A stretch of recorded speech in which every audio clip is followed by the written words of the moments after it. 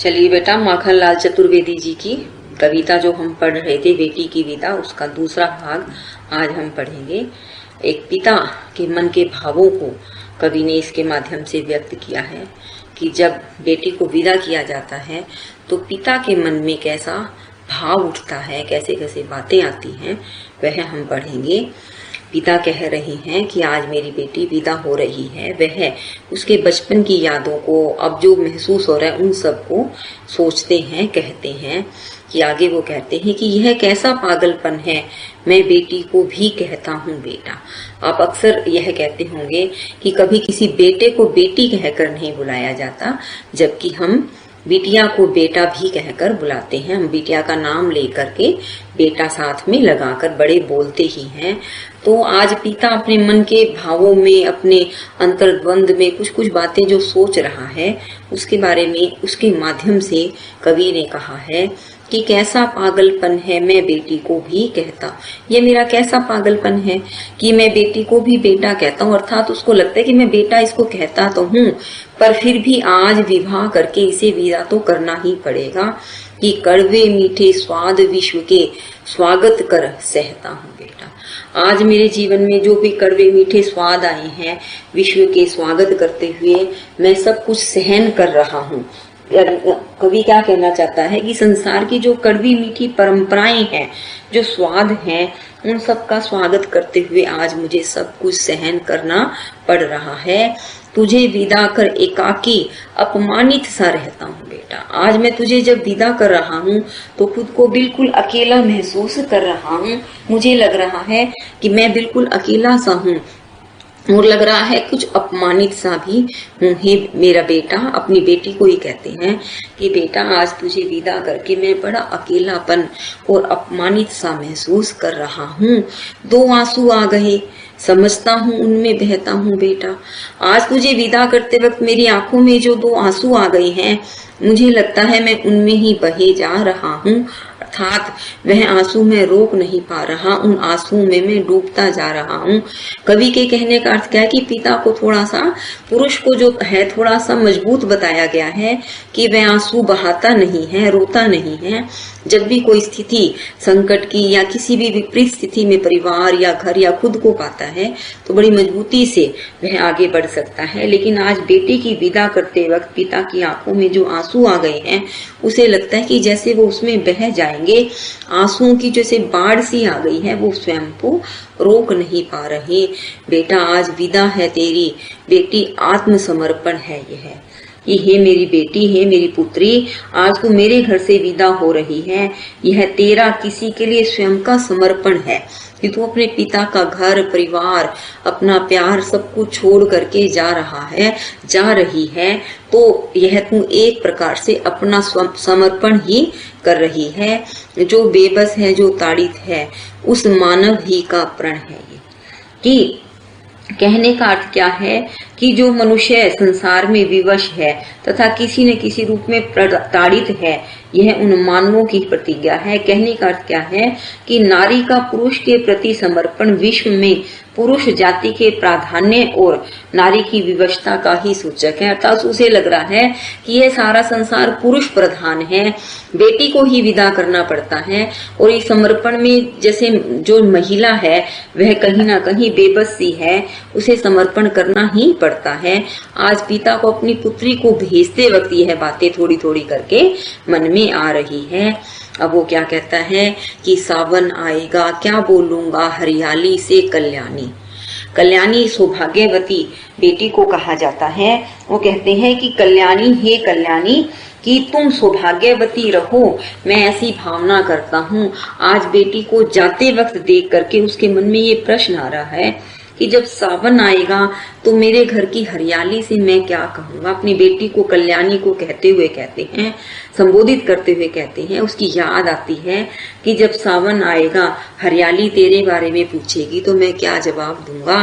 भाई बहन मचल जाएंगे, लादो घर की जीजी रानी। जब तेरे छोटे भाई बहन मचल मचल जाएंगे कि हमें तो अपनी जीजी के साथ ही झूलना है, तीज का त्योहार मनाना है, तो मैं उन्हें क्या जवाब दूंगा। मेहंदी और महावर मानो सिसक सिसक मनोहार करेंगी। जो मेहंदी और महावर आदि तीज के अवसर पर, त्योहार के अवसर पर, सावन में जो त्योहार आते हैं तुम प्रयोग में लाती थी, वे सब भी सिसक सिसक कर मनुहार करने लगेंगे, मचलने लगेंगे। वो ये कहेंगे कि हमें भी जो है महावर आदि चीजें जो है ये कहेंगी कि हमें हमारी जीजी रानी चाहिए जो त्योहार मनाती थी। बूढ़ी सिसक रही सपनों में, यादें किसको प्यार करेंगी। वो कहते कि जो तुम्हारी बूढ़ी माँ है, जो तुम्हें सपनों में ही देख देख कर सिसकती रहेगी, रोने लगेगी, वो उसको लगेगा कि मैं अब किसको प्यार करूं।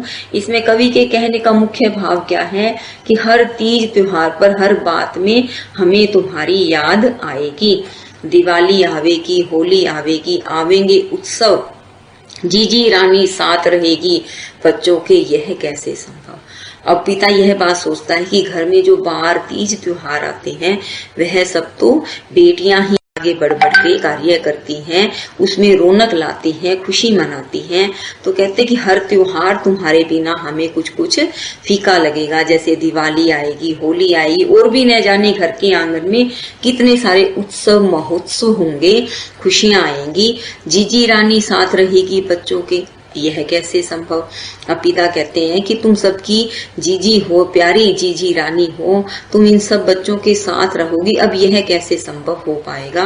अर्थात परिवार के सभी बच्चे तुम्हारे साथ रह रहकर हर त्योहार को बड़ी खुशी से मनाते थे, वह कैसे संभव हो पाएगा।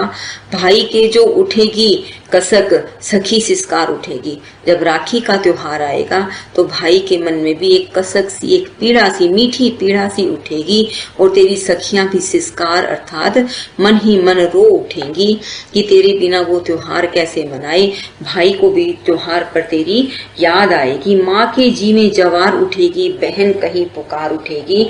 माँ के मन में भी बड़ी जवार का अर्थ है कि रोना, फूट फूट करके वह रोएगी, और बहन भी तेरे लिए पुकारेगी। और सारे रिश्ते जो हैं तेरे बिना हमें फीके लगेंगे, सारे त्योहार भी अधूरे से लगेंगे।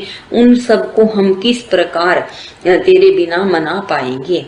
तब क्या होगा झूम झूम जब बादल बरस उठेंगे रानी, हे मेरी रानी बिटिया, मेरा बेटा, जब तुम चले जाओगी, तुम चली जाओगी तो बादल भी झूम झूम अर्थात वर्षा ऋतु आएगी, सावन का महीना आएगा, तो क्या होगा, हम तुम्हारे बिना उस खुशी का भी कैसे लाभ उठा पाएंगे, उस खुशी में भी कैसे खुश रह पाएंगे। कौन कहेगा उठो अरुण तुम सुनो और मैं कहूँ कहानी, कि तुम अपने भाई अरुण को जब कह करके उठाती हो कि उठो अरुण, अरुण उठो, मैं तुम्हें एक कहानी सुनाती हूँ, अब तुम्हारे बिना यह कार्य कौन करेगा। उसकी कमी जो है पिता को लगता है कि बार बार हमें खलेगी कि बादल जब झूम झूम कर आएंगे, वर्षा करेंगे, तब हमारा क्या हाल होगा।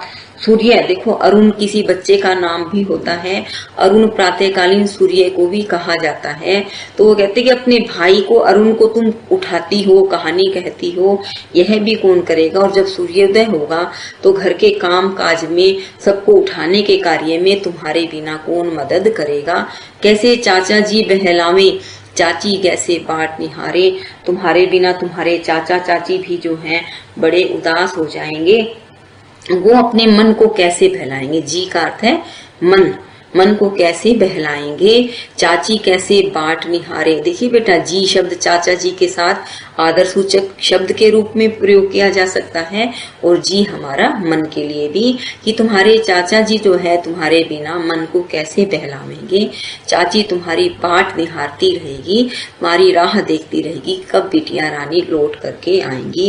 कैसे अंडे मिले लौट कर, चिड़िया कैसे पंख पसारे। जो घर में पेड़ लगा हुआ है जहाँ चिड़िया अपने अंडे देती है, तुम तो उसकी सुरक्षा करती हो, अब चिड़िया जो है अपने पंख पसार करके निश्चिंत कैसे हो पाएगी कि वह अपना भोजन लेने गई है, तो अंडों की सुरक्षा कौन करेगी। अर्थात सिर्फ घर के सदस्य ही नहीं, जो परिवार में पालतू पशु पक्षी हैं वे भी तुम्हारी कमी को महसूस करेंगे। आज बासंती दृगों में बरसात जैसे छा रही है।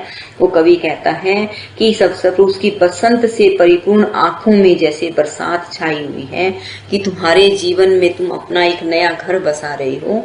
बसंत का सा अवसर है और ऐसे अवसर पर लगता है जैसे वर्षा की ऋतु के समान आंखें बरस रही हों, बारिश आ रही हो।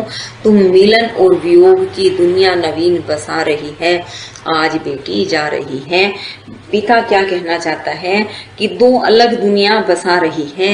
एक तरफ मिलन है कि तुम अपने पति के घर जा रही हो और एक तरफ वियोग है कि तुम हमें छोड़ करके जा रही हो। तुम्हारे बिना यह संसार, तुम्हारा मायका, यह भी नया नया सा हो जाएगा, अलग सा हो जाएगा। नए का अर्थ क्या है बेटा कि उसमें परिवर्तन आ जाएगा और जहां तुम जा रही हो वहां पर भी तुम्हारे आगमन से, तुम्हारे जाने से कुछ नया हो जाएगा।